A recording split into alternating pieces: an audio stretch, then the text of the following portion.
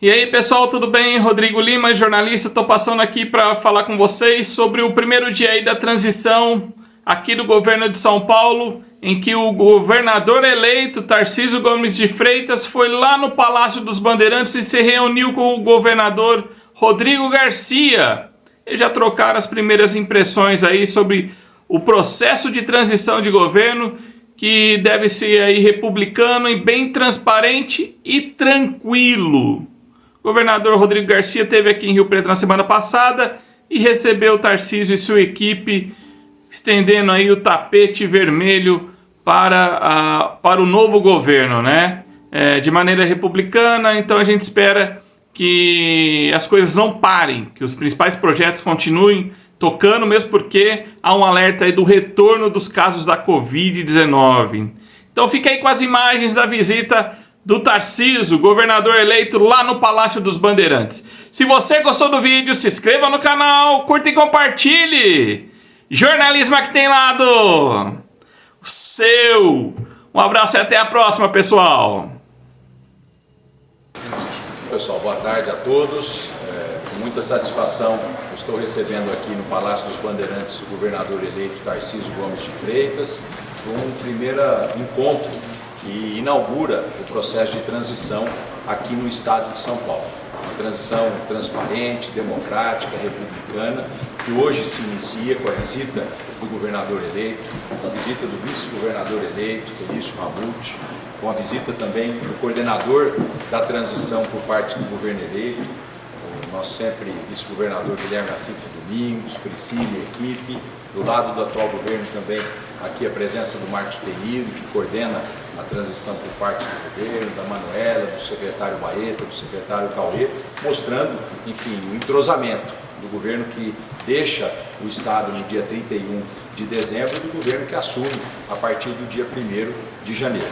Nós preparamos para o governador Tarcísio um relatório de gestão fiscal do estado de São Paulo, detalhando todas as ações realizadas nesses últimos tempos e todas aquelas ações que estão em andamento nesse momento e principalmente mostrando também a capacidade de investimentos do estado para o próximo ano de 2023. Então eu tenho a satisfação de passar o bastão do governo de São Paulo no dia 31 de dezembro para o governador Tarcísio, com as contas no azul, com muitos investimentos em andamento e que se somarão àqueles investimentos e decisões e políticas públicas do próximo governo. Então, hoje nós tomamos uma decisão que é iniciar essa transição já a partir de segunda-feira, dentro de um equipamento do estado de São Paulo, ali no edifício Cidade, no centro da cidade de São Paulo.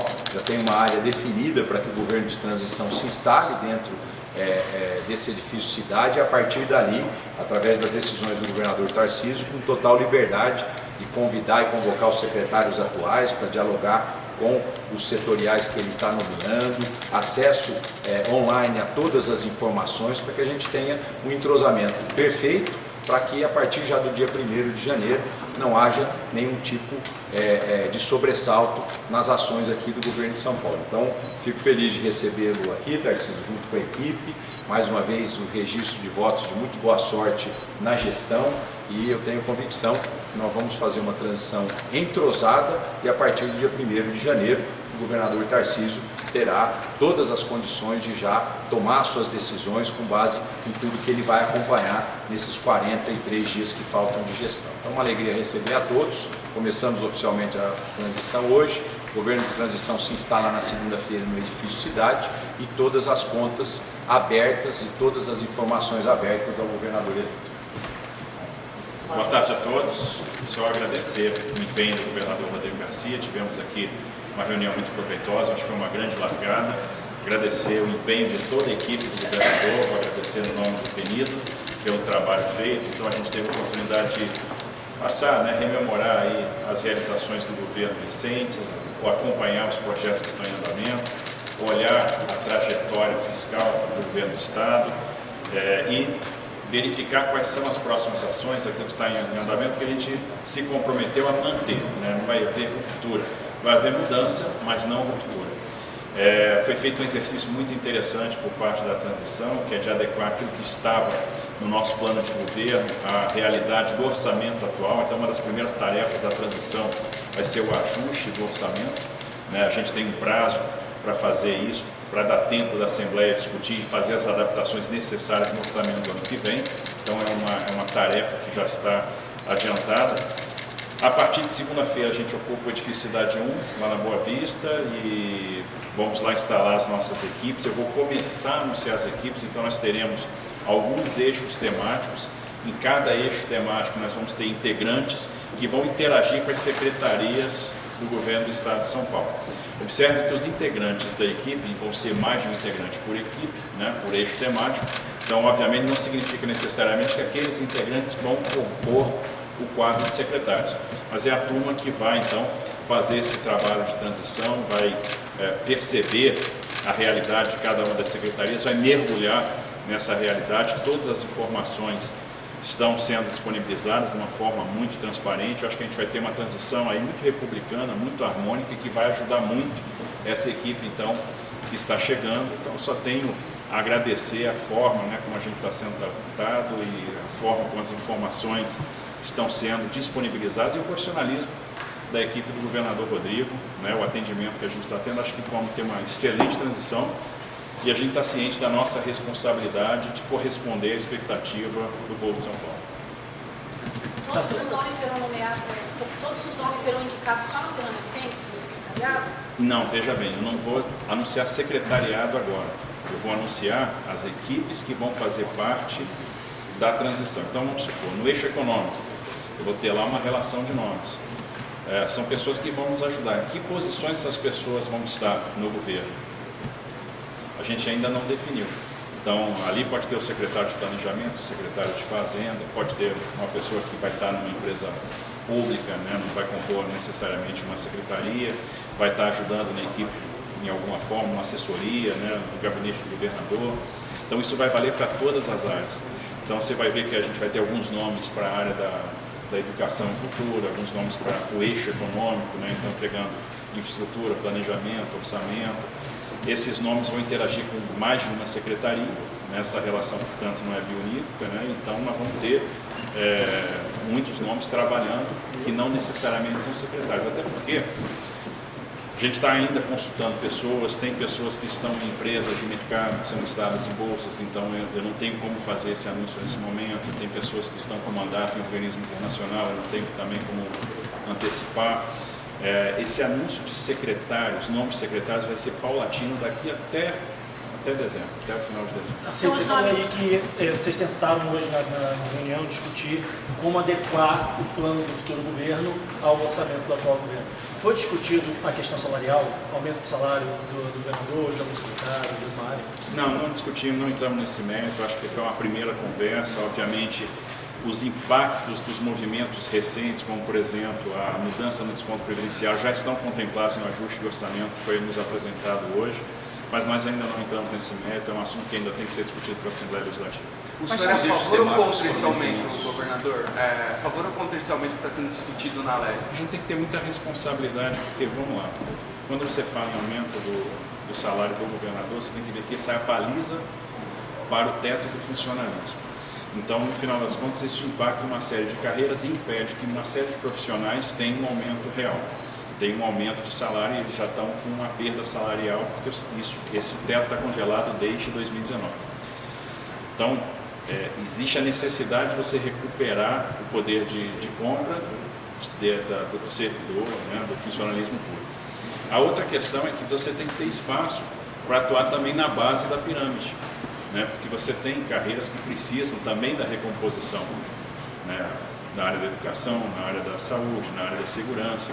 Então isso tem que ser avaliado com responsabilidade. Eu entendo que isso é necessário, mas a gente tem que contemplar a questão espaço para fazer os ajustes que a gente tem que fazer também nas carreiras de entrada. Então por isso que é um assunto que a gente tem que olhar mais para frente, com muito cuidado e interagir com a Assembleia. Mas aumento de 50%, na sua visão, dessas empresas, é viável esse aumento de 50%? Subiu o teto, inclusive, do funcionário público? Por isso que nós vamos falar aqui, nós vamos discutir. A gente vai ter que olhar esse assunto com... É o que eu falo, é a responsabilidade que a gente tem que ter, né? Então, acompanhar qual foi a evolução da inflação, como isso impacta quem está com uma perda de poder de compra relevante. Vamos ter que ver quanto é que sobra de espaço, qual impacto isso vai ter. As mexidas que a gente quer fazer no salário de entrada nas carreiras de saúde, de educação, de segurança, porque para adequar todas essas necessidades. Então, é prematuro a gente falar agora em percentual, acho que essa discussão tem que passar longe disso no momento. Tarcísio, o senhor disse que haverá mudanças, não ruptura. Quais são essas mudanças, pelo menos as prioritárias, que você vê a partir de janeiro? Olha, no final assim, é muito o que a gente falou ao longo da campanha, né? Então, por exemplo, alguns bons programas que foram criados, como o Bolsa do Povo, a gente quer ampliar a abrangência, a gente quer, por exemplo, estender a bolsa de permanência dos alunos do ensino médio para a integralidade do ensino médio, tem a questão do ensino profissionalizante, então dar continuidade àquilo que está sendo feito no campo da escola de tempo integral, mas agregando o ensino profissional nas escolas de ensino médio, para entender que tanto o Sistema S como as ETECs não conseguem, às vezes, oferecer a quantidade de vagas que são necessárias. Tem alguns passos importantes que foram dados no campo da infraestrutura que a gente tem que complementar, acelerar na medida do possível. Tem a questão da gestão das filas do CROIS, para que a gente tenha uma compressão desse tempo de espera para cirurgias eletivas, então regionalizando. Então são alguns ajustes finos para a gente preservar o legado, mas dar mais velocidade no que diz respeito ao atendimento. Tarcísio, o senhor falou de fazer, governador eleito, o anúncio a conta-gotas do secretariado. O senhor pretende ter deputados no primeiro escalão, seja estadual, seja federal? O senhor trabalha com essa possibilidade? Trabalho com essa possibilidade. Ventilar essa semana do Salles, do Mário Frias, isso não, né? Assim, veja, a gente tem que ver o papel que cada um vai ter. Existem parlamentares que, pelo perfil, vão ser muito importantes no Congresso. Eu sempre falei em ter uma gestão absolutamente técnica. Vocês vão ver pelos nomes que eu vou começar a anunciar que a gente não vai se distanciar daquilo que nós nos comprometemos ao longo do tempo. O senhor está assumindo no momento de alta da Covid, o senhor está assumindo nesse momento de transição de alta da Covid no estado de São Paulo, inclusive tem um alerta da Secretaria de Saúde.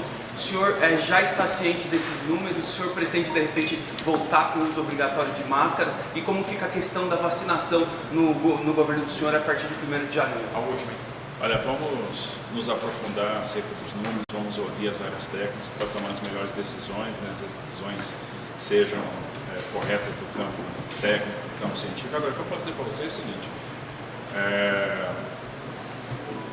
provavelmente a gente está diante de uma nova variante, a gente tem uma questão de sazonalidade da Covid, ou seja, a epidemia se transformou numa endemia, a gente vai ter que conviver com isso e saber lidar com isso, preparar a população para lidar com isso, brigar pela oferta de vacinas, buscar dotar os nossos órgãos, né, por exemplo, o Instituto Butantan, da capacidade para rapidamente se adaptar a essas novas variantes, incentivar a população a se vacinar, buscar fazer com que aquelas pessoas que não completaram o esquema vacinal, elas possam fazer isso, elas possam tomar as doses de reforço. São Paulo é um estado onde a adesão à vacinação foi maciça, né? Então grande parte da população se vacinou. Houve uma compreensão da importância da vacinação, a gente vai procurar estimular e fazer com que a população tenha essa proteção, né? Então eu acho que o campo da saúde é isso que a gente está fazendo. Sobre os eixos temáticos, vamos lá para dizer quais são e quantos nomes vão ter na equipe de extensão? Isso aí a gente vai paulatinamente informar. Se eu começar a listar de cabeça aqui, eu vou acabar me esquecendo de algum detalhe. Sobre as contas apresentadas. Eu acho que houve uma gestão que trabalhou dentro da linha da responsabilidade fiscal. O Estado de São Paulo hoje tem uma musculatura financeira, tem uma saúde financeira. Na transição a gente vai se aprofundar em determinados temas para ver a repercussão de determinadas ações no orçamento futuro, né, em que medida elas vão impactar. A gente está dentro de um cenário que é desafiador. Em que sentido? O que a gente está vendo? Uma dificuldade dos países em lidar com a temática da inflação, a gente está vendo um movimento de elevação de taxas de juros em todo o mundo. Essa elevação de taxas de juros acaba subtraindo liquidez, então isso de certa forma afasta capital daqui. Então é um cenário que é mais desafiador, está ficando mais desafiador. A responsabilidade fiscal, portanto, ela é muito mais necessária para a gente dar a sinalização correta e conseguir trazer o investimento para cá. Então a gente tem que ter muito cuidado e muita cautela nos movimentos que a gente vai fazer para verificar, para manter a saúde, a rigidez fiscal do Estado. Isso é fundamental até para a gente trazer o investimento para cá, preservar o legado que está sendo deixado. Tem alguns efeitos, algumas ações que a gente vai ter que ainda avaliar o impacto nas contas do ano que vem, para a gente fazer o ajuste e enquadrar a nossa política pública, a nossa proposta de política pública dentro do espaço que vai estar Entre elas está a disponível. alíquota do ICMS sobre os combustíveis, esse seria? Entre elas está a alíquota de ICMS combustível, entre elas está a questão da postergação do reajuste dos pedágios, o tamanho do fim do desconto previdenciário, que já está, inclusive, na projeção que o governo do Estado nos apresentou. Então, tudo que for agregar despesa agora, sai do espaço de investimento que nós temos. Então, é esse cuidado. O senhor tem que